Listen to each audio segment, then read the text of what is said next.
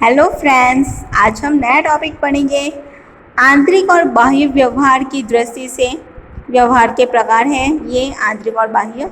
आंतरिक व्यवहार internal transactions जो धंधे के अंदर होता है उसे आंतरिक कहते हैं। धंधे के कई व्यवहारों में अन्य पक्षकारों की ज़रूरत नहीं होती है, वे व्यवहार धंधे में ही होते हैं। मैंने बोला कि धंधे के अंदर ही होते हैं। ये व्यवहार हिसाबी बही में लिखे जाते हैं, जैसे कि संपत्ति पर घिसाई। जो संपत्ति हमारी होती है, मैंने आज अगले वीडियो में घिसाई का पॉइंट पढ़ाया था। संपत्ति पे घिसाई होती है। संपत्ति का अप्रचलित हुई, प्राकृतिक आपत्ति के नुकसान हो आदि। प्राकृतिक आपत्ति मतलब पूर आ जाए, भूकंप हो जाए, वैसा। ये सभी धंधे के आर्थिक व्यवहार परंतु बिन रोककर व्यवहार है। इसका रोककर में मूल्य नहीं आंका जा सकता है। बाह्य व्यवहार एक्सटर्नल ट्रांजैक्शन, ये व्यवहार धंधे के और अन्य पक्षकारों के बीच में व्यवहार है। ये व्यवहार धंधे और अन्य पक्षकारों के बीच, ये व्यवहार धंधे के आर्थिक व्यवहार है। ओके, ये व्यवहार धंधे को हिसाबी बहियों में हम लिखते हैं, इसे हिसाबों में लिखते हैं। ये बाह्य पक्षकारों के बीच होते हैं धंधे के अलावा, जैसे कि ग्राहकों को माल का विक्रय, कामदारों को मजदूरी का भुगतान, बैंक में से प्राप्त ब्याज, बीमा प्रीमियम का भुगतान। हम पैसे चुकाते हैं, धंधे का भी बीमा किया जाता है, उसका प्रीमियम हम चुकाते हैं, उसको कहते हैं। यंत्र की खरीदी, ये भी धंधे के लिए करते हैं। बैंक में रकम भरी आदि का बाह्य व्यवहार में समावेश किया जाता है। बिन आर्थिक व्यवहार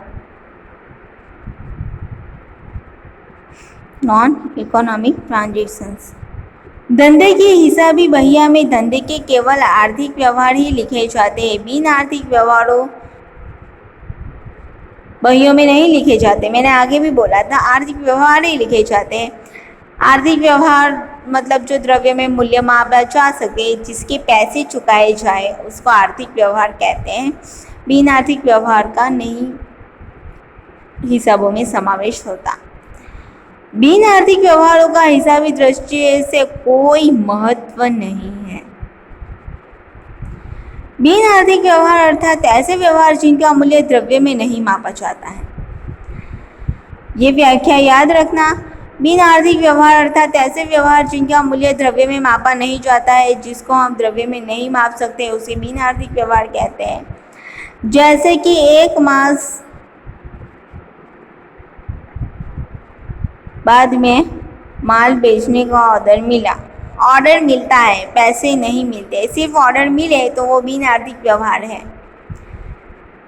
हमें माल बेचने का सिर्फ ऑर्डर ही मिलता है। समझ में आया? ये नहीं आता। धंधे के विस्तार के लिए सलाहकारों के साथ मीटिंग का आयोजन किया।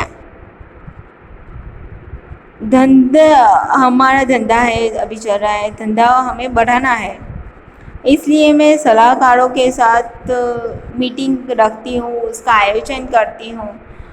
तो सिर्फ आयोजन किया, मैंने कुछ खरीदा, कुछ बेचा, मेरे लेनदार और देनदार नहीं खड़े होते हैं। समझ में आया?